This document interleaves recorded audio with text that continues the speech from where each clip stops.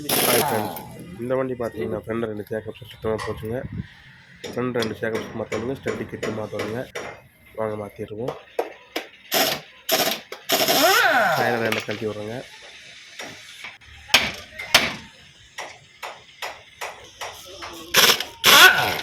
அப்பாக்சி fold கழட்டுருங்க. ஷாக்கப்சர் fold கழட்டி வச்சு அப்பாக்சி கழட்டிடுவோம்.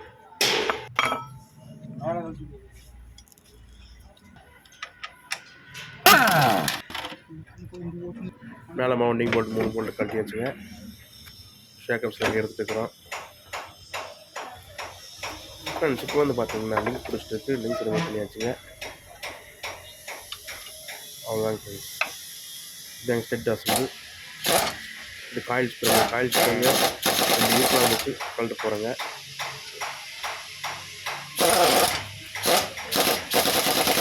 யூஸ்லாம் மட்டும் இப்போ ஆப்போசிட் ஆப்போசிட் டைட் பண்ணுறோம். நம்ம ஆப்போசிட் டைட் பண்ணும்போது பார்த்தீங்கன்னா காயில் ஸ்ப்ரிங் டைட் கம்மியாகும். மவுண்ட் நட் லூஸ் பண்ணுறேங்க.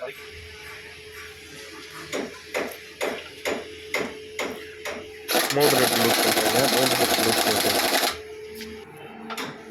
வேறு செக்கப்சர் மாட்டியாச்சுங்க. வேறு செக்கப்சர் போட்டு கிட்டு மாட்டுறேங்க. இப்படி கிட்டு போட்டு மவுண்ட் செட் பண்ணிட்டு வச்சுங்க. அவ்வளோதான்.